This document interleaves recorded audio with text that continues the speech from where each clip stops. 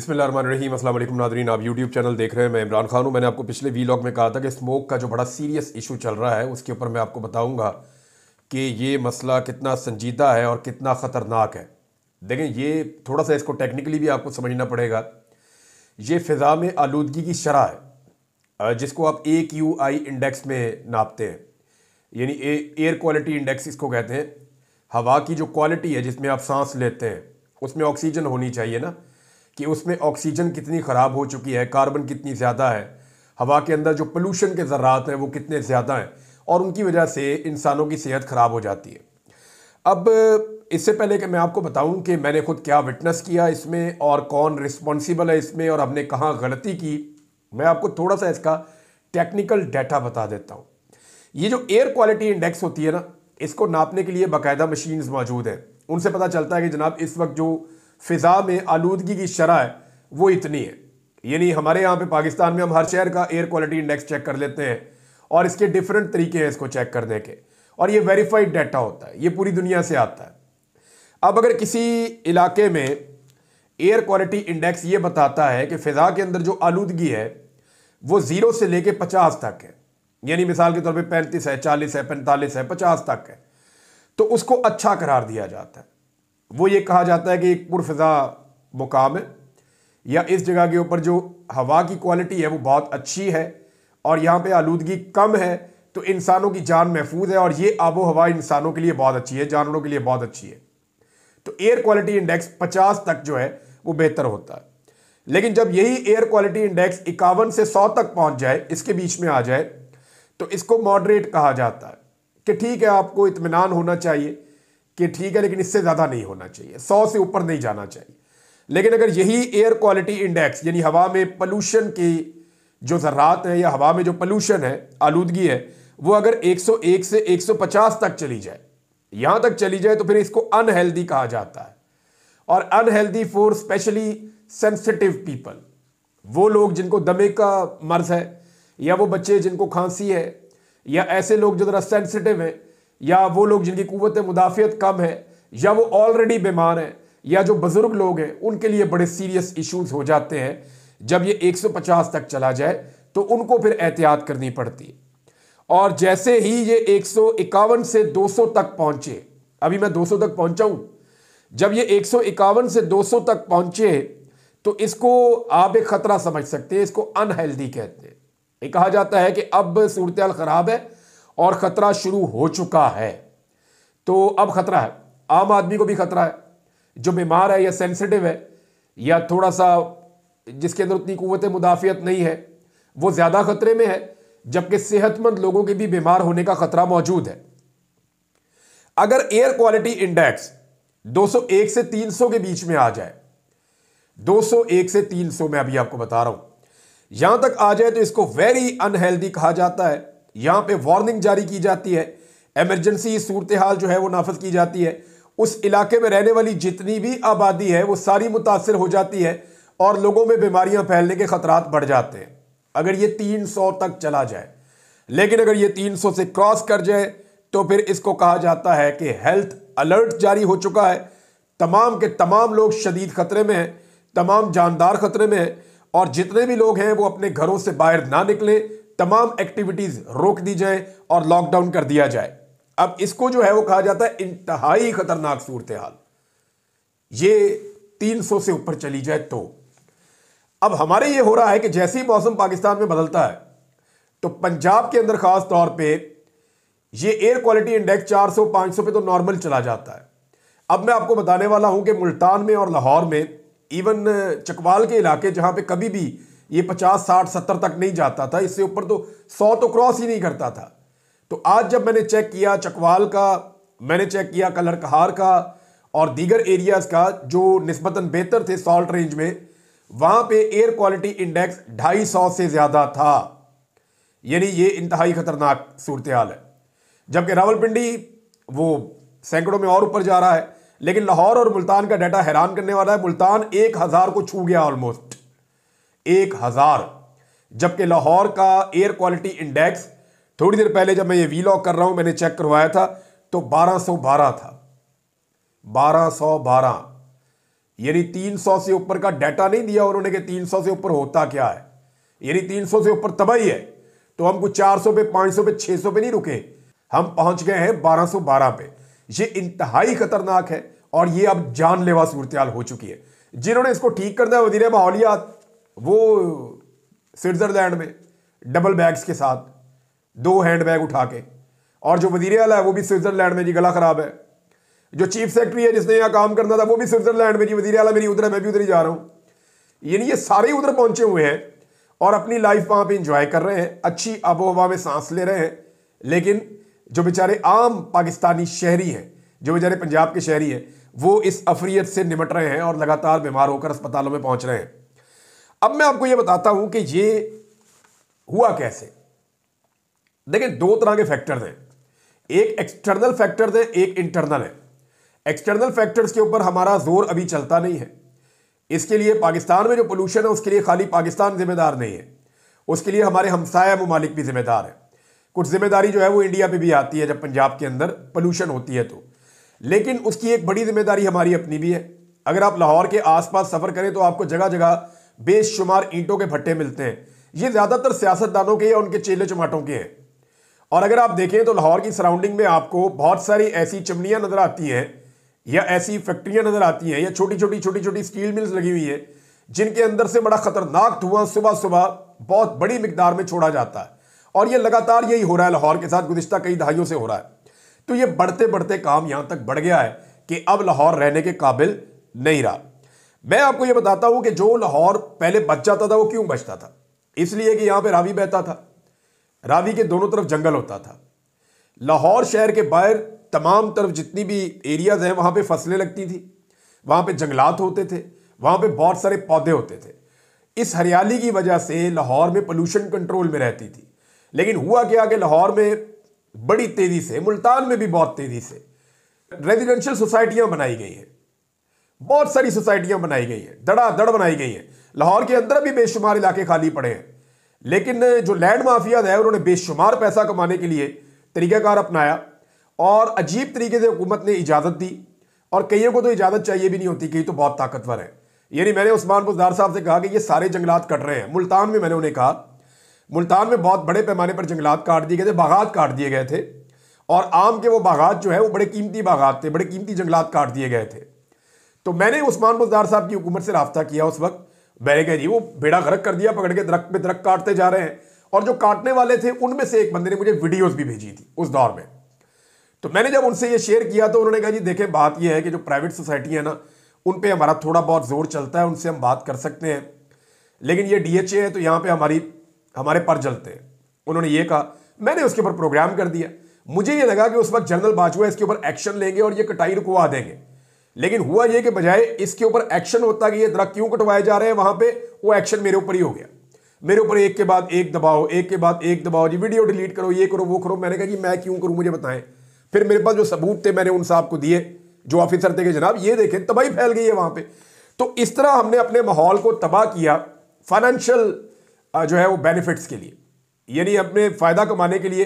एक दरख्त आपको पता है कितना टाइम लगता है बड़ा होने में? 10 साल, 15 साल, 20 साल में एक दरख्त तैयार होता है, फिर वो चलता है लंबे अरसे तक। और काटने में पता कितना टाइम लगता है? 5 मिनट, 10 मिनट। तो 5-10 मिनट के अंदर आप सालों की मेहनत जाया कर देते हैं, और उसका खुमियाजा फिर कुदरत फिर हमसे बदला लेती है। उसका खुमियाजा जो है वो हर जानदार चुकाता है।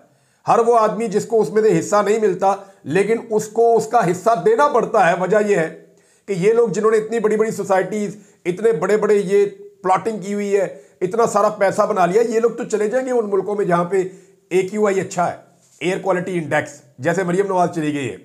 यहां तो रह जाएगा वो गरीब बेचारा जिसकी वो मलकियत भी नहीं थी जगह, जब दरख्त कट रहे थे वो बेचारा कुछ कह भी नहीं पा रहा था। तो मामला ये है कि इस तरह हमने ज्यादती की है, हमने जुल्म किया है। कहीं बैरिया टाउन बन गया, कहीं कोई और टाउन बन गया, कहीं भी ये सोसाइटी बन गई, कहीं वो सोसाइटी कट गई। तो हर तरफ जो है जंगलात की तबाही फेरी। कुछ लोगों ने अच्छा काम किया, उन्होंने कुछ पौधे वौधे लगाए भी हैं, लेकिन ज्यादातर लोगों ने तबाही फेरी है।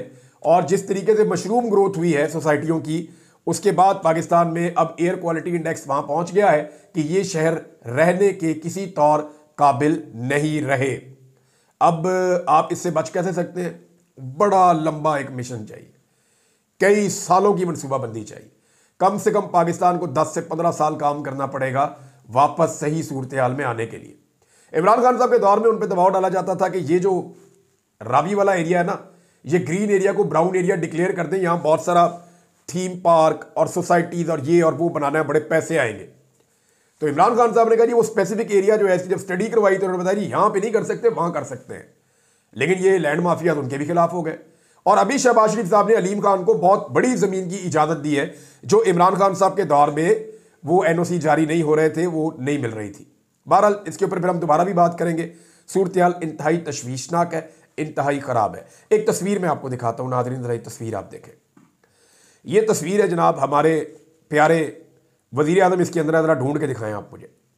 ये देखें, वो कभी कभी आप देखते हैं ना, आपको मिल जाते हैं अखबारात के अंदर, जो बच्चों के अखबारात होते हैं कि फ़र्क तलाश करें, या इस तस्वीर के अंदर जो है वो एक फ़लाँ चीज़ छुपी हुई है उसको तलाश करें। तो ये तस्वीर मैं आपको दिखा रहा हूँ, ये जनाब मुसलमान हुक्मरानों की हैं। और इस तस्वीर के अंदर जहाँ मुसलमान हुक्मरान खड़े हुए हैं, इनमें एक जो है वो एटमी मुल्क का सरबराह भी है। यानी जो मुल्क एटमी ताकत है, इन तमाम मुल्कों में से सिर्फ एक मुल्क है जिसके पास एटमी कुव्वत है, या जो एटम बम चलाने की, या एटम बम जिसने बनाया हुआ है उनके पास ये सलाहियत मौजूद है। अब ये जो एक अकेला मुल्क है, इसका वज़ीर आज़म तलाश करें, गौर से देखें कहाँ पे है। ये देखें, ये लोग फासला रख रख के खड़े हुए हैं फ्रंट लाइन के अंदर। फिर आप देखें पिछली लाइन, फिर उसके पीछे वो देखें एंड पे एक बंदा खड़ा हुआ है, छोटा सा आपको चेहरा नजर आ रहा होगा, छोटे से कद का आदमी पीछे छुपा हुआ है। तो ये जनाब हमारे मुमलिकत खुदादाद इस्लामिक रिपब्लिक ऑफ पाकिस्तान, उनके जनाब ये वज़ीर आज़म है शहबाज शरीफ साहब, एटमी कुव्वत के, और ये पीछे छुप कर खड़े हुए हैं। तो बैगर्स आर नॉट चूजर्स, यानी अगर आप फ़कीर हैं तो फिर आपकी कोई चॉइस नहीं होती, आपको जगह जहाँ दे दी जाए आप वहाँ खामोशी से खड़े हो जाते हैं। लेकिन इमरान खान साहब के दौर के अंदर कुछ इज़्ज़त पाकिस्तान को मिल रही थी, लेकिन अब वो इज़्ज़त भी उस तरह से नहीं मिल रही। बहरहाल ये हर एक इवेंट में जा क्यों रहे हैं, एक्चुअली ये करीब रहना चाहते हैं अरब हुक्मरानों के इस वक्त ज़्यादा से ज़्यादा, ताकि जितने पैसे ये समेट सके। और अमेरिका की नई जो एस्टेब्लिशमेंट आने वाली है, या अमेरिका की एक नई इंतज़ामिया आ रही है, ट्रंप इंतज़ामिया, उसके साथ जितनी जल्दी हो ताल्लुकात को नॉर्मलाइज करने की कोशिश करें। पाकिस्तान के रवायती मीडिया ने भी बता दिया है कि वाकई में शहबाज शरीफ की हुकूमत इस वक्त पूरा जोर लगा रही है, दिन रात कोशिश कर रही है, और सर तोड़ कोशिश कर रही है कि किसी तरह डोनाल्ड ट्रंप इनकी तरफ देख ले और इनकी बात सुन ले, या इनकी टेलीफोन कॉल उठा ले। मुमकिन है कि वो उठा ले फ़ोन, मुमकिन है कि वो इनके साथ बात कर ले, लेकिन क्या वो अपना मौक़िफ़ बदल देगा इमरान खान के मामले पर, बड़ा सवाल ये है। और इनके पास अब कोई ऑप्शन बाकी बचा नहीं है कि किसी तरह जो अमेरिका की आने वाली क़यादत है उसको भी जो बाइडन की तरह राम कर लिया जाए, लेकिन फ़िलहाल तो ऐसा दिखाई नहीं दे रहा। इसमें नाज़रीन एक खबर और है, शानदाना गुलजार साहिबा ने एक दावा किया था कि एक नौजवान जिसने एहतजाज किया काजी फ़ायद ईसा के ख़िलाफ़, उस नौजवान के वालिद को पकड़ा गया, फिर उसको ड्रिल मशीन से उसको टॉर्चर किया गया, उसके बाद उसने जो है वो माफ़ीनामा लिखा और माफ़ी मांगी। लेकिन अभी एक नौजवान है, उनका स्टेटमेंट सामने आया, मैं आपको पढ़ के सुना देता हूँ। और ये जो स्टेटमेंट आया है, इसको पढ़ने के बाद तो बहुत तकलीफ़ हो रही है कि क्या ये निज़ाम इस हद तक भी जा सकता है काजी फ़ायद ईसा के लिए। काजी फ़ायद ईसा जिनके लिए आइन में तरमीम करने की बहुत कोशिश की गई, काजी फ़ायद ईसा जिनके लिए हर रास्ता खोला गया, काजी फ़ायद ईसा जिनको इस निज़ाम ने इतनी सहूलत दी कि उसकी माजी में कोई मिसाल नहीं मिलती, और वही काजी फ़ायद ईसा जिन्होंने इस पूरे निज़ाम को यानी यरगमाल बनाया, और वही काजी फ़ायद ईसा जिनकी वजह से जुल्म और फस्तायत का बाजार पाकिस्तान में गर्म हुआ और उन्होंने इंसानी हकूक़ की खिलाफ वर्जियों पर कोई नोटिस नहीं लिया। आज एक तो जब वो चीफ जस्टिस थे तब इंसानी हकूक़ की खिलाफ वर्जियाँ हो रही थी, उन्होंने कभी नोटिस नहीं लिया, लेकिन आज वो चीफ जस्टिस नहीं है तो भी उसकी वजह से इंसानी हकूक़ की खिलाफ वर्जियाँ हो रही हैं।